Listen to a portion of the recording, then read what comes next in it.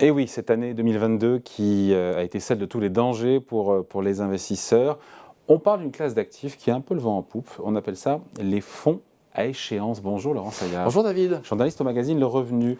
On les voit fleurir de plus en plus. D'ailleurs, Oui, juste avant, on était avec c'est la Philippe saison. Odo, mais je crois que chez Odo aussi, BHF, ils en proposent. Absolument. Chez eux Énormément aussi. de sociétés de gestion en proposent. Il faut dire que les taux d'intérêt ont remonté et donc, c'est des produits qui ne sont pas nouveaux, qui existaient il y a très longtemps, mais on n'en parlait plus puisque les taux d'intérêt ne rapportaient rien.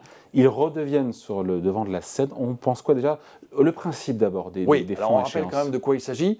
Dans un contexte que vous le disiez très particulier, ça fait je vais prendre un peu le recul, quasiment 40 ans. Moi je dirais même 40 ans que les taux obligataires baissent. Puis depuis la fin 2021 aux États-Unis et en Europe, ils baissent depuis depuis 40 ans, mais ça fait 10 ans qu'ils sont à zéro, quoi. Voilà. Et là, depuis quelques années, ils sont vraiment très très bas. Donc la gestion obligataire souffre. C'est difficile de monter des produits quand on est en cette phase stable, stagnante ou baissière. Et puis là, il y a quand même un nouveau paradigme. Alors il y a un effet de contexte, avant que je vous réponde, c'est aussi que cette année 2022, c'est celle de tous les dangers.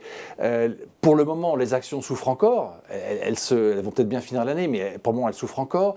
Les obligations souffrent, puisque quand les taux remontent, les cours des obligations mécaniquement baissent. Donc ce sont des classes d'actifs qui sont un territoire négatif en 2022, pour le moment. Et puis, quasiment un petit peu toutes, il faut attendre que le monétaire remonte aussi. Alors, dans ce contexte, effectivement, on voit fleurir des propositions qui sont très attirantes. On vous dit, alors, vous prenez un horizon de 5 ans, on ne va s'intéresser qu'aux nouvelles émissions obligataires, donc celles qui démarrent, vous ne traînez pas les tôles du passé, on repart de zéro, et on prend des nouvelles émissions. Des entreprises qui ont besoin de se financer. Puisque on peut avoir des États, même des États émergents, qui sont à 2, 3, 4% sur une longue période. Là, on va être plutôt, effectivement, sur des périodes plus courtes, des durations de 3, 4, 5 ans, et donc plutôt des entreprises. Alors, quand c'est des bonnes signatures, vous allez être autour de 4%. Quand vous êtes dans ce qu'on appelle le haut rendement, ça va aller jusqu'à 7, 8%, donc ça commence à devenir intéressant. Donc ce sont des coupons qui sont versés par les entreprises qui se sont endettées à des taux d'intérêt plus élevés, puisque les banques centrales ont augmenté leur taux d'intérêt. Dans ces portefeuilles, il y a plein d'obligations, et donc on porte en fait ces obligations jusqu'à leur échéance, et donc on ne subit pas le risque de taux d'intérêt. Alors, c'est un petit peu l'idée, c'est-à-dire que on vous sollicite au même moment, on va après, dans la majeure partie des cas, un petit peu fermer le fonds, donc il y a une période de souscription, on recueille l'argent, on investit dans ces titres, et on se dit rendez-vous dans 5 ans, par exemple. Quand vous citez effectivement des sociétés, quand je vous dis du haut rendement, ça peut être du Accor, du Renault ou du Forestia. Forestia a récemment été obligé a mis à plus de 10%. Donc c'est lié aussi un petit peu aux notations. Mais vous vous dites, a priori, c'est des entreprises solides, elles vont peut-être affronter les cycles économiques. Donc l'idée, c'est qu'on se retrouve dans 5 ans, on liquide tout et vous récupérez au fond ce qu'on vous avait promis. C'est un petit peu, on va dire, la promesse de départ.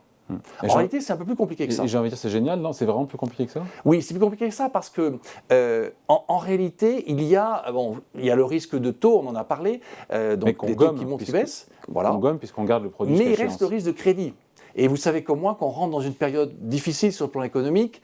Alors, s'agira-t-il d'une récession technique seulement ou plus? Si on achète du Renault ou du Accor en obligation, a priori, il n'y a pas de... Oui, a priori oui, mais quand vous faites un portefeuille, en fait, il n'y a pas que ça, parce que pour faire du rendement, il faut plus de risques. Donc le gérant, forcément, dans une poche de son portefeuille, il va mettre du rendement encore supérieur, avec des valeurs qui... peut-être peuvent avoir des défauts. Ça peut être, alors le défaut, ça ne veut pas dire forcément la faillite. Ça peut être un problème de paiement d'un coupon, de retard d'un coupon, etc. Mais ça crée un événement dans le portefeuille. Et il y a aussi la pratique, c'est-à-dire que déjà, vous le citiez, il faut encaisser les coupons. Bon, dans la plupart des cas, les coupons restent au fond. Donc, il y a des cas où ils sont distribués, mais pas forcément. Donc le gérant, il faut qu'il en fasse quelque chose. Il ne va pas attendre 5 ans en gardant les coupons non rémunérés. Donc il a tendance à les réinvestir. Donc il réintroduit du risque dans le portefeuille en essayant d'en trouver du rendement. Ces facteurs ensemble, juste pour dire qu'au fond, ça n'est pas non plus un placement de tout repos. Il y a quand même un risque en capital. On n'est pas sur du monétaire sans risque. On est sur un objectif de rendement. Ça ne veut pas dire forcément qu'on va l'atteindre. C'est un petit peu la promesse qui est faite. Après, si on choisit ce qu'on appelle de l'investment grade, donc des obligations de grande qualité, le rendement est moindre.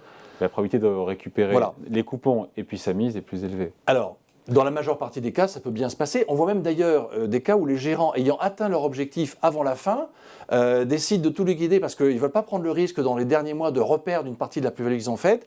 Et du coup, d'ailleurs, on retourne voir le client en disant, écoutez, on a tenu la promesse, on vous propose de réinvestir dans un autre fonds à échéance. Vous voyez, on a réussi la première fois, ça se passera bien ensuite. Alors, sans être bien sûr trop pessimiste sur le sujet, il y a quand même des cas de figure auxquels il faut faire attention. Un peu dubitatif. Non, c'est-à-dire que, en fait, je pense qu'il faut être averti. Séduisant, Simplement, c'est important de savoir que c'est un placement où il y a un risque en capital et qu'il peut se passer des choses. Donc, je vais vous citer un exemple peut-être plus précis. C'est-à-dire que si dans votre portefeuille, à un moment donné, vous sentez un risque, ce qu'on appelle un risque de crédit, c'est-à-dire une entreprise qui peut défaillir ou qui peut peut-être faire faillite ou qui a de grosses difficultés, forcément, le gérant, il va anticiper. Donc, il va en fait sortir la valeur du portefeuille. Donc quelque part, il ne tient pas totalement la promesse et il va remettre autre chose à la place. Est-ce que ce sera une entreprise plus risquée, moins risquée? Vous voyez, on rentre en fait dans toutes sortes de considérations. L'idée générale, c'est effectivement qu'on est sur un univers qui donne de la visibilité. Et c'est ça qui est intéressant. C'est ça que les investisseurs aiment.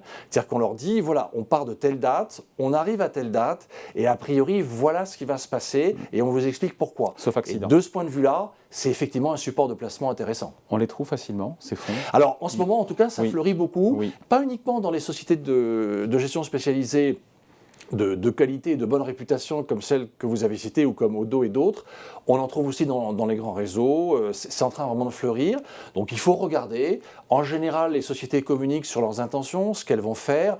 Sur les quelques exemples que j'ai pu voir récemment, j'ai vu effectivement, on va dire, en fond de portefeuille du Accor, du Renault, du Faurecia. Et quand ce qui était vraiment le haut rendement, on peut aussi trouver le distributeur alimentaire Picard ou la société de sécurité Verisure.